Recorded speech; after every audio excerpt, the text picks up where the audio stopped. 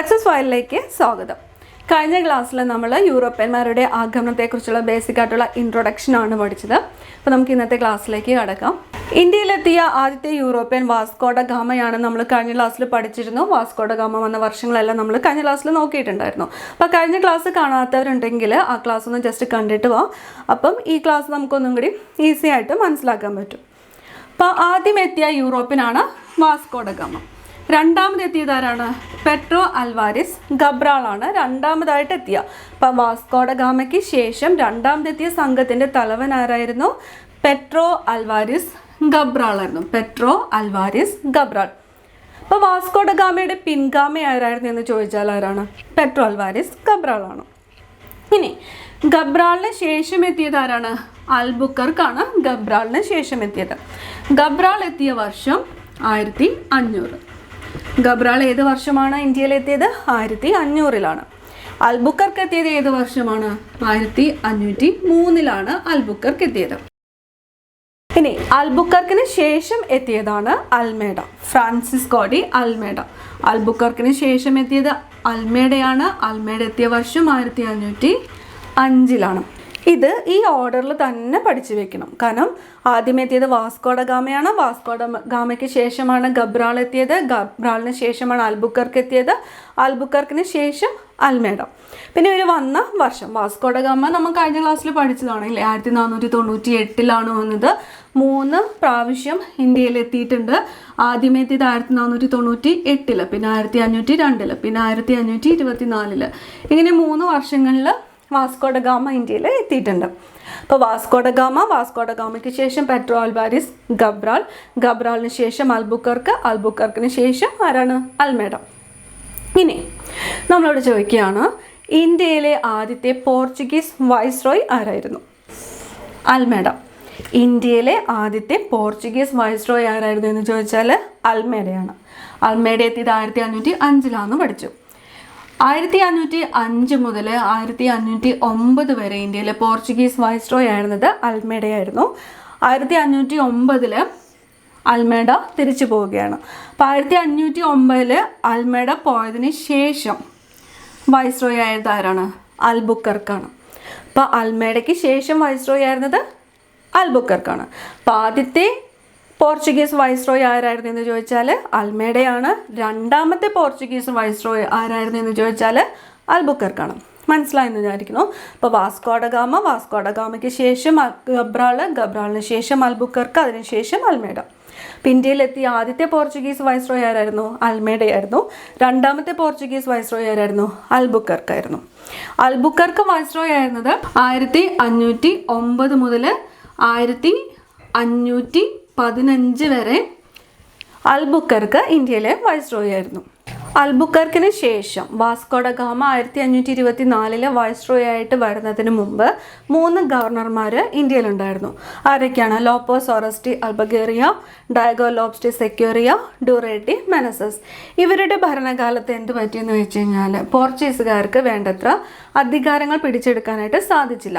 ഈ ഒരു അവസരത്തിലാണ് മാനുവൽ രാജാവ് നമ്മുടെ വാസ്കോ ഡ ഗാമയെ പിന്നെയും 1524 പിന്നെയും വൈസ്രോയ് ആയിട്ട് ഇന്ത്യയിലേക്ക് അയച്ചത്. നമ്മൾ പഠിച്ചിരുന്നു 3ാമത് വൈസ്രോയ് ആയിട്ട് ഇന്ത്യയിലേക്ക് വാസ്കോ ഡ ഗാമ വന്നുവെന്ന്.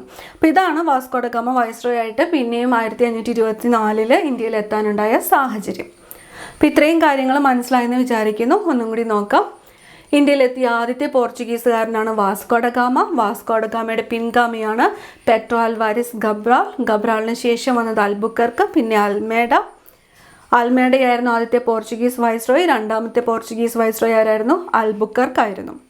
ഇനി നമുക്ക് പെട്രോ അൽവാരിസ് ഗബ്രാളിനെ കുറിച്ച് പഠിക്കാം. ഗബ്രാൾ വന്നത് 1500 കോഴിക്കോട് തന്നെയായിരുന്നു. അപ്പോൾ കോഴിക്കോട് സാമൂതിരിയുമായിട്ട് വാണിജ്യ ബന്ധം സ്ഥാപിക്കാനായിട്ട് ഇവർ ശ്രമിച്ചുകൊണ്ടിരുന്നു. അപ്പോൾ ഗബ്രാളിൻ്റെ പ്രതിനിധിയായിരുന്നു ഐറസ് കൊറിയ. അപ്പോൾ ഇവർ സാമൂതിരിയുമായിട്ട് വാണിജ്യ ബന്ധങ്ങൾ സ്ഥാപിക്കാൻ ശ്രമിച്ചതിൻ്റെ ഫലമായിട്ട് ചെറിയ രീതിയിലൊക്കെ നടന്നുകൊണ്ടിരിക്കുന്ന സമയത്ത് എന്ത് പറ്റി? അവിടെ അറബികളുണ്ടായിരുന്നു ഇല്ലേ? അപ്പോൾ അറബികളും ഈ പോർച്ചുഗീസുകാരും തമ്മിൽ പ്രശ്നങ്ങൾ നടന്നു. അപ്പോൾ അറബികളും പോർച്ചുഗീസുകാരും തമ്മിൽ പ്രശ്നങ്ങൾ നടന്നു. അപ്പോൾ എന്ത് പറ്റി? ഈ അറബികളുടെ കപ്പൽ പോർച്ചുഗീസുകാർ ആക്രമിച്ചു. അറബികളുടെ കപ്പൽ പോർച്ചുഗീസുകാർ ആക്രമിക്കുകയും അറബികളെയൊക്കെ കുറച്ച് പേരൊക്കെ കൊല്ലുകയൊക്കെ ചെയ്തു. അപ്പം ഇതറിഞ്ഞ നാട്ടുകാർ, കോഴിക്കോട്ടത്തെ നാട്ടുകാരെന്ത് ചെയ്തു? ഈ പോർച്ചുഗീസുകാർ, അവിടെ താമസിച്ചിരുന്ന പോർച്ചുഗീസുകാരെ ആക്രമിക്കുക, അങ്ങനെ കുറേ പേരെ കൊല്ലുകയൊക്കെ ചെയ്തു. അപ്പോൾ നമുക്ക് ഈ ഗബ്രാളിനും സംഘത്തിനും എവിടേക്ക് പോകേണ്ടി വന്നു? കോഴിക്കോട് നിൽക്കാനായിട്ടുള്ളൊരു സാഹചര്യം ഇല്ലാതെ വന്ന സ്ഥിതിക്ക് അവർ കൊച്ചിയിലേക്ക് മൂവ് ചെയ്യുകയാണ് ഉണ്ടായത്. കൊച്ചിയിലേക്ക് പോയി. അങ്ങനെ കൊച്ചി രാജാവ് ഇവർക്ക് എങ്ങനെ വന്നാലും സംരക്ഷണം അവർക്ക് സപ്പോർട്ടൊക്കെ കൊടുത്തു. കാരണം എന്താണ്? ഈ ആഭ്യന്തരമായിട്ടുള്ള പ്രശ്നങ്ങൾ, കൊച്ചിയും കോഴിക്കോടൊക്കെ തമ്മിൽ ആഭ്യന്തരമായിട്ട് പ്രശ്നങ്ങളൊക്കെ നടന്നുകൊണ്ടിരിക്കുന്ന സമയമായിരുന്നു. അപ്പോൾ ഈ കൊച്ചി രാജാവ് ഇവർക്ക് വേണ്ട സപ്പോർട്ടൊക്കെ കൊടുക്കുകയും അങ്ങനെ കൊച്ചിയിലൊരു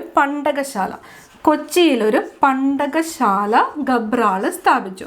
അപ്പം കൊച്ചിയിൽ പണ്ടകശാല സ്ഥാപിച്ചത് ആരാണെന്ന് ചോദിച്ചാൽ ഗബ്രാളാണ്. അടുത്തതായിട്ട് നമുക്ക് അൽമേഡയെക്കുറിച്ച് നോക്കാം. അൽമേഡ ഇന്ത്യയിലെത്തിയത് 1505 ഇന്ത്യയിലെ ആദ്യത്തെ പോർച്ചുഗീസ് വൈസ്രോയ് അൽമേഡയായിരുന്നു. ഇനി ബ്ലൂ വാട്ടർ പോളിസി അല്ലെങ്കിൽ നീല ജലനയം അല്ലെങ്കിൽ നീല ജലനയം നടപ്പിലാക്കിയത് അൽമേഡയാണ്. ഇത് വളരെ പ്രധാനപ്പെട്ട ഒരു പോയിന്റാണ്. ബ്ലൂ വാട്ടർ പോളിസി അല്ലെങ്കിൽ നീല ജലനയം നടപ്പിലാക്കിയത് ആരെയെന്ന് ചോദിച്ചാൽ അൽമേഡയാണ്. ഇനി 1505 അദ്ദേഹം കണ്ണൂരിൽ സെൻറ്റ് ആഞ്ചലോസ് കോട്ട പണികഴിപ്പിച്ചു. സെൻറ്റ് ആഞ്ചലോസ് കോട്ട പണികഴിപ്പിച്ചത് ആരാണെന്ന് ചോദിച്ചാൽ അൽമേഡയാണ്. സെൻറ്റ് ആഞ്ചലോസ് കോട്ട അറിയപ്പെടുന്നത് കണ്ണൂർ കോട്ട എന്നുകൂടിയാണ്. കണ്ണൂർ കോട്ട അല്ലെങ്കിൽ സെൻറ്റ് ആഞ്ചലോസ് കോട്ട പണി കഴിപ്പിച്ചത് ആരെ എന്ന് ചോദിച്ചാൽ അൽമേഡയാണ്. അപ്പം ഇത്രയുമാണ് അൽമേഡയെക്കുറിച്ച് പഠിക്കാനുള്ളത്. ഒന്നും കൂടി നോക്കാം. 1505 വന്നു. ആദ്യത്തെ പോർച്ചുഗീസ് വൈസ്രോയി ആയിരുന്നു. ബ്ലൂ വാട്ടർ പോളിസി അല്ലെങ്കിൽ നീല ജലനയം നടപ്പിലാക്കിയത് അൽമേഡയാണ്.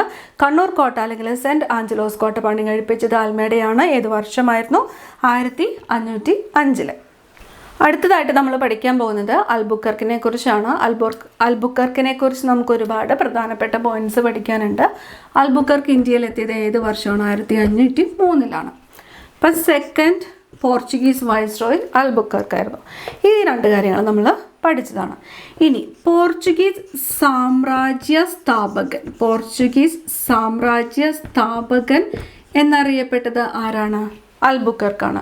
പോർച്ചുഗീസ് സാമ്രാജ്യ സ്ഥാപകൻ എന്നറിയപ്പെട്ട വൈസ്രോയ് ആര് എന്ന് ചോദിച്ചാൽ അൽബുക്കർക്കാണ്. ഇനി മിശ്ര കോളനി വ്യവസ്ഥ ആരംഭിച്ചത് ആരാണ്? മിശ്ര കോളനി വ്യവസ്ഥ ആരംഭിച്ചത് അൽബുക്കർക്കാണ്. ഇനി ആദ്യം നമ്മുടെ ഇന്ത്യയിലെ പോർച്ചുഗീസിൻ്റെ തലസ്ഥാനമായിരുന്നത് കൊച്ചിയായിരുന്നില്ലേ? കൊച്ചിയിലെ ഒരു പണ്ടകശാലയൊക്കെ സ്ഥാപിച്ചു. അപ്പോൾ കൊച്ചിയായിരുന്നു തലസ്ഥാനമായിരുന്നത്. ഈ കൊച്ചിയിൽ നിന്നും തലസ്ഥാനം ഗോവയിലേക്ക് മാറ്റി ആര്? അൽബുക്കർക്ക്. 1510 ബീജാപ്പൂർ സുൽത്താനിൽ നിന്ന് ഗോവ പിടിച്ചെടുക്കുകയും തലസ്ഥാനം കൊച്ചിയിൽ നിന്ന് ഗോവയിലേക്ക് മാറ്റുകയും ചെയ്തു. ഇപ്പം പോർച്ചുഗീസ് ഇന്ത്യയുടെ തലസ്ഥാനം കൊച്ചിയിൽ നിന്ന് ഗോവയിലേക്ക് മാറ്റിയ വൈസ്രോയ് ആര് എന്ന് ചോദിച്ചാൽ ആരാണ്? അൽബുക്കർക്കാണ്. ബീജാപ്പൂർ സുൽത്താനിൽ നിന്നും ഗോവ പിടിച്ചെടുത്തു. പിന്നെ 1510 ബീജാപ്പൂർ സുൽത്താനിൽ നിന്നും ഗോവ പിടിച്ചെടുത്തത്. അങ്ങനെ തലസ്ഥാനം കൊച്ചിയിൽ നിന്ന് ഗോവയിലേക്ക് മാറ്റി. അടുത്തതായിട്ട് ചോദിക്കാം, കോഴിക്കോട് ആക്രമിച്ചിരുന്ന വൈസ്രോയ് ആരായിരുന്നു? കോഴിക്കോട് ആക്രമിച്ചത് അൽബുക്കർക്കായിരുന്നു. അപ്പോൾ അൽബുക്കർക്കിനെ കോഴിക്കോട് ആക്രമിച്ചിരുന്നു. അപ്പോൾ സാമൂതിരിമാരുമായിട്ട് അൽബുക്കർക്ക് പോർച്ചുഗീസുകാർ സന്ധി ഉണ്ടാക്കി. 1513 കണ്ണൂർ സന്ധി. 1513 എന്ത് സന്ധിയാണ്? കണ്ണൂർ സന്ധി. എന്തായിരുന്നു? വാണിജ്യപരമായിട്ടുള്ള കരാറായിരുന്നു കണ്ണൂർ സന്ധി. സാമൂതിരിമാരും പോർച്ചുഗീസുകാരും തമ്മിലുണ്ടാക്കിയ സന്ധിയാണ് കണ്ണൂർ സന്ധി. വാണിജ്യപരമായ കരാറായിരുന്നു. ഇനി ഇതിനോട് ബന്ധപ്പെട്ട് നമ്മൾ പഠിച്ചിരിക്കേണ്ട വേറൊരു സന്ധിയാണ് 1540 പൊന്നാനി സന്ധി.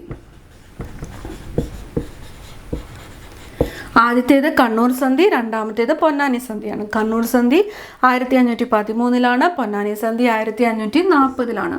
വാണിജ്യ കരാറായിരുന്നു. കോഴിക്കോട് ആക്രമിച്ച പോർച്ചുഗീസ് വൈസ്രോയ് ആരെന്ന് ചോദിച്ചാൽ അൽബുക്കർക്കാണ്. അപ്പോൾ ഇത്ര കാര്യങ്ങളൊന്നും ഓർത്തേ.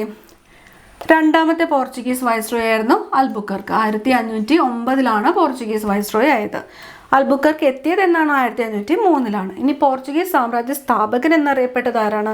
അൽബുക്കർക്കാണ്. മിശ്ര കോളനി വ്യവസ്ഥ ആരംഭിച്ചത് ആരാണ്? അൽബുക്കർക്കാണ്. തലസ്ഥാനം കൊച്ചിയിൽ നിന്ന് ഗോവയിലേക്ക് മാറ്റിയത് ആരാണ്? അൽബുക്കർക്കാണ്.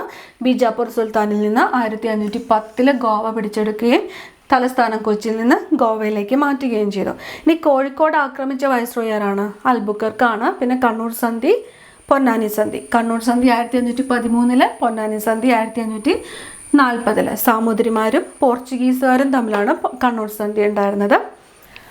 അൽബുക്കർക്കുമായിട്ട് ബന്ധപ്പെട്ട മറ്റൊരു പ്രധാനപ്പെട്ട പോയിന്റാണ് പള്ളിപ്പുറം കോട്ട.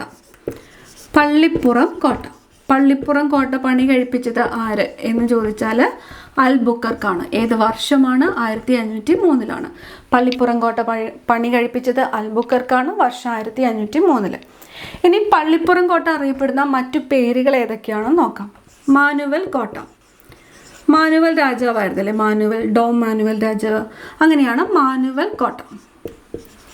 അടുത്ത പേര് വൈപ്പിൻ കോട്ട. അടുത്തത് ആയക്കോട്ട. അടുത്തത് അഴിക്കോട്ട.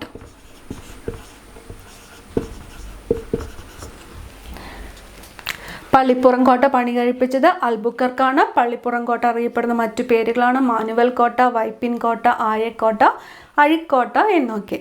ഇത് നിർമ്മിച്ച വർഷം 1503. പിന്നെ ഇന്ത്യയിൽ സദ്യ നിരോധിച്ച വൈസ്രോയി ആര് എന്ന് ചോദിച്ചാൽ അൽബുക്കർക്കാണ്.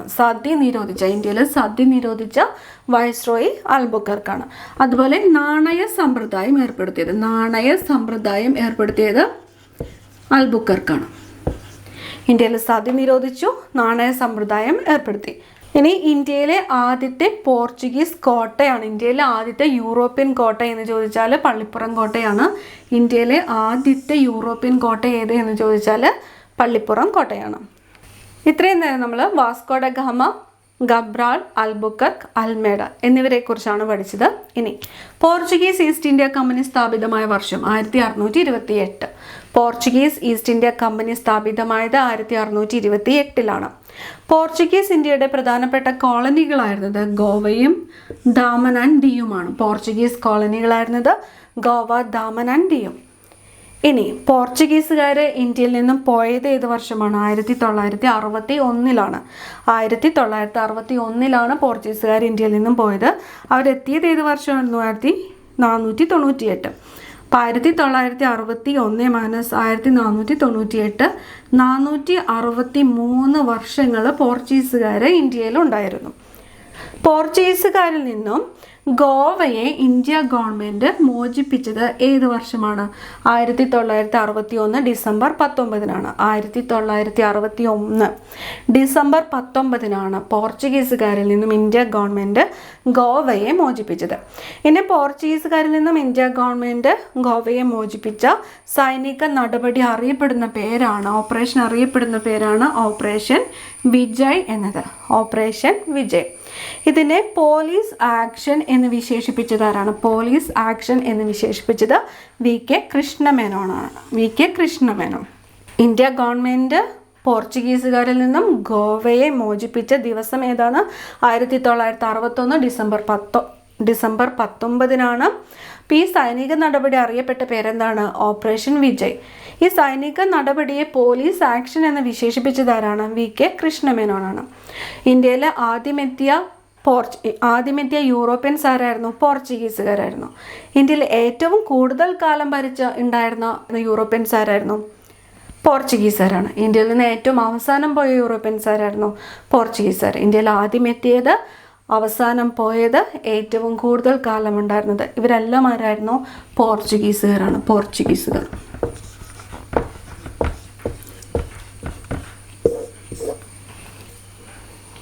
അടുത്തൊരു പ്രധാനപ്പെട്ട പോയിന്റാണ് തുഫത്തുൽ മുജാഹിദീൻ. ഇത് ഇന്ത്യയിൽ പോർച്ചുഗീസ് അതിക്രമങ്ങളെക്കുറിച്ച് പ്രതിപാദിക്കുന്ന ഒരു കൃതിയാണ് തുഹ്ഫത്തുൽ മുജാഹിദീൻ എന്നത്. ഇത് രചിച്ചത്